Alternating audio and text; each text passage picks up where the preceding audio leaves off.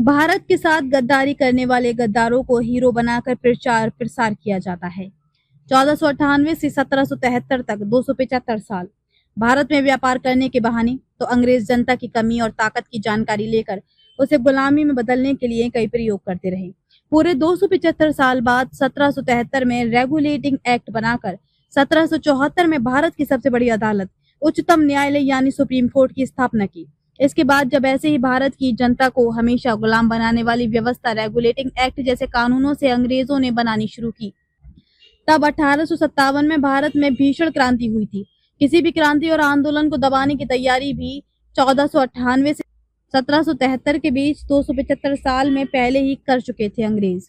इसलिए तो पूरे भारत में होने वाली 1857 की क्रांति को भारत के गद्दारों से ही खत्म करा दिया, और साथ ही उन क्रांतिकारियों को भी जिन्होंने क्रांति की थी। इसके बाद 1858 को पूरे भारत को हमेशा गुलाम बनाने के लिए एक विशेष कानून बनाया गया, जिसे भारत सरकार अधिनियम 1858 नाम दिया गया, जो भारत की झूठी और गुमराह करने वाली आजादी 15 अगस्त 1947 के बाद भारत का संविधान कहलाने लगा है। महात्मा गांधी, भीमराव अंबेडकर, पंडित जवाहरलाल नेहरू, सरदार वल्लभ भाई पटेल चारों ही ओयू ह्यूम अंग्रेज द्वारा पैदा की गई या स्थापना की गई कांग्रेस के नेता थे। चारों ही कांग्रेसी नेता भारत सहित विदेश में पढ़ाई करने गए थे, ये लिखा हुआ इतिहास बताता है। जबकि विदेशों में अंग्रेजों के कानून की पढ़ाई के साथ साथ कैसे भारत की जनता के साथ गद्दारी करना है, इस बात की ट्रेनिंग भी ली थी चारों ने कांग्रेसी नेताओं ने। भारत के इतिहास में बड़े बड़े आंदोलनों के लिए प्रसिद्ध इन चारों कांग्रेसियों के नाम बहुत सारे ऐसे कांग्रेस के फैसले और भारत की जनता को आजाद कराने की लड़ाई के किस्से लिखे हैं, जिनसे जनता इनको आजादी की लड़ाई का असली क्रांतिकारी और नेता समझती है। महात्मा गांधी की मृत्यु 30 जनवरी 1948 को हुई। भीमराव अंबेडकर की मृत्यु 6 दिसंबर 1956 को हुई। पंडित जवाहरलाल नेहरू की मृत्यु 27 मई 1964 को हुई। सरदार वल्लभ भाई पटेल की मृत्यु 15 दिसंबर 1950 को हुई।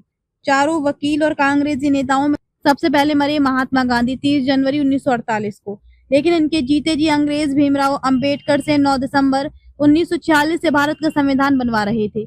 इसके अलावा 4 जुलाई 1947 को अंग्रेजों ने भारत के 2 टुकड़े कर पाकिस्तान को अलग देश बनाने की शर्त लिखकर ब्रिटेन के अंग्रेजों की संसद में भारतीय स्वतंत्रता अधिनियम 1947 पेश किया, जिसे 18 जुलाई 1947 को ब्रिटेन के अंग्रेजों की संसद ने मंजूरी दी। फिर 15 अगस्त 1947 को ब्रिटेन के अंग्रेजों ने भारत देश की आजादी की घोषणा की।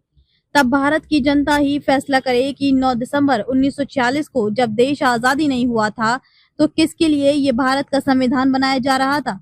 दूसरी बात, 4 जुलाई 1947 को जब अंग्रेजों ने भारत के 2 टुकड़े कर पाकिस्तान देश अलग बनाने की शर्त लेकर अपनी संसद में भारत की आजादी का कानून भारतीय स्वतंत्रता अधिनियम 1947 बनाने का प्रस्ताव पेश किया और 18 जुलाई 1947 को प्रस्ताव को मंजूरी दी। तब भी देश आजाद तो हुआ नहीं था, फिर आजादी का कानून भी भारत को गुलाम बनाकर रखने वाले अंग्रेजी बना रहे थे। इसके बाद 15 अगस्त 1947 को भारत की आजादी की घोषणा पंडित जवाहरलाल नेहरू से अंग्रेजों ने करवाई, जबकि इसके बाद भी भारतीय दंड संहिता 1860 के कानून भारत में 1 जुलाई 2024 तक चलते रहे। नए कानून 15 अगस्त 1947 के बाद बनाए जाने थे, लेकिन नहीं बनाए गए। इसके बाद भी भारत ब्रिटेन का गुलाम बना रहा। भारत के प्रशासन में वायसराय का पद 26 जनवरी 1950 तक खत्म नहीं किया गया था। या ये भी कह सकते हैं, जब तक अंग्रेजों ने पूरे भारत में भारत का संविधान लागू नहीं करा दिया, तब तक इस देश की प्रशासनिक कमान भारत की पंडित जवाहरलाल नेहरू की सरकार को नहीं सौंपी थी। अब सवाल ये है कि इतना सब कुछ हो रहा था, फिर भी कानून के जानकार और कांग्रेसी नेता महात्मा गांधी सब कुछ चुपचाप देख रहे थे। उन्होंने किसी भी तरह का विरोध या आंदोलन नहीं किया।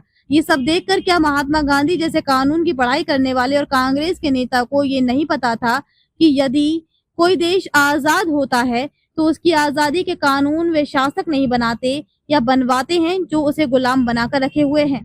फिर क्यों गांधी ने ऐसे अंग्रेजों के द्वारा संविधान बनाने, कानून बनाकर आजादी देने और उनके 1860 के भारतीय दंड संहिता के कानूनों के खिलाफ आंदोलन कर विरोध प्रदर्शन नहीं किया। बाकी 3 कांग्रेसी नेता भीमराव अंबेडकर, पंडित जवाहरलाल नेहरू और सरदार वल्लभ भाई पटेल तो गांधी के मरने के बाद ही मरे हैं। तब इन तीनों पर भी ये सवाल उठता है कि इस तरह भारत का संविधान, भारतीय स्वतंत्रता अधिनियम 1947 और इसके साथ ही भारतीय दंड संहिता 1860 के कानून अपने जीवित रहते तक इन सभी ने क्यों भारत में चलने दिए। ये पुरानी बात हो गई, चारों ने गद्दारी की है या नहीं, भारत की जनता और देश के साथ ये फैसला जनता के ऊपर छोड़ते हैं हम।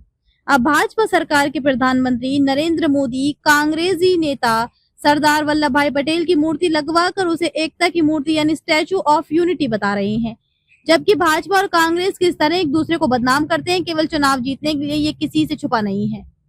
सरदार वल्लभ भाई पटेल ने ही भारत की रियासतों के राजाओं को एक साथ मिलकर एक देश बनाने से, भारत की एकता की शक्ति से कभी किसी के गुलाम न होने की बात कहकर उन्हें गुमराह करके अपनी रियासतें भारत सरकार में विलय करने के अंग्रेजों के दस्तावेज पर हस्ताक्षर करवाकर उन सभी राजाओं की सेना और संपत्ति भारत सरकार अधिनियम 1858 जो 26 जनवरी 1950 से भारत का संविधान बन गया है में विलय कराकर गुलाम बना दिया। जैसे आज के समय में कोई भी प्लॉट या मकान की रजिस्ट्री कर दें तो फिर वह खरीदने वाले व्यक्ति को ही जाती है। कई लोग आज भी लोगों से झूठ बोलकर गुमराह करके उनकी संपत्ति छल से अपने नाम करा लेते हैं। सरदार वल्लभ भाई पटेल ने भी अंग्रेजों के साथ मिलकर देश की सभी रियासतों की जनता और उनके राजाओं के साथ ऐसे ही छल कपट और गद्दारी करके देश की सभी रियासतों और उनके राजाओं को गुलाम बना दिया। केवल एक रियासत जम्मू और कश्मीर रह गई थी, जिसे मोदी और अमित शाह ने सुप्रीम कोर्ट के 5 जजों के गलत फैसले से 2019 में हमेशा के लिए अंग्रेजों का गुलाम बना दिया है। अब आज के समय ये भी एक आश्चर्य की बात देखने मिलेगी आपको कि कांग्रेसी नेता महात्मा गांधी आज भी बैंक के नोटों पर दिखेंगे। आपको और भाजपा के लोग भी कांग्रेसी नेता महात्मा गांधी के गुणगान या प्रचार प्रसार करते दिखेंगे। कांग्रेसी नेता और नेहरू सरकार में गृह मंत्री रहे सरदार वल्लभ भाई पटेल का तो प्रचार प्रसार मोदी सरकार खुलेआम कर ही रही है। कांग्रेसियों ने भीमराव अंबेडकर को भारत रत्न नहीं दिया, लेकिन 1990 में वीपी सिंह की सरकार ने देकर ये तो बता ही दिया कि यहाँ भाजपा कांग्रेस नाम की कोई चीज नहीं है, बस भारत को गुलाम बनाने वाले अंग्रेज हैं और देश के गद्दार हैं, जो भारत की जनता को लगते और दिखते अपने जैसे हैं, लेकिन अंग्रेजों की तरफ से देश को धोखा देकर हमेशा गुलाम बनाकर रखने का काम कर रहे हैं। क्या भारत की जनता को महात्मा गांधी की तरह बहुत बड़ा संगठन चलाने वाले की तरह ही आज के राष्ट्रीय स्वयंसेवक संघ प्रमुख मोहन भागवत नहीं लगते? देश के पहले प्रधानमंत्री पंडित जवाहरलाल नेहरू की तरह ही प्रधानमंत्री नरेंद्र मोदी नहीं लगते? नेहरू सरकार के गृह मंत्री सरदार वल्लभ भाई पटेल की तरह ही मोदी सरकार के गृह मंत्री अमित शाह नहीं लगते? भीमराव अंबेडकर की तरह ही देश के जीएसटी के कानूनों से जनता को लूटकर बर्बाद करने वाली और व्यापारियों सहित करोड़ों लोगों को भारत छोड़ने पर मजबूर करने वाली और देश के करोड़ों लोगों की जान महंगाई से लेने वाली, देश के करोड़ों महिलाओं को मजबूर कर अनैतिक दैव व्यापार की खाई में धकेलने वाली निर्मला सीतारमण नहीं लगती?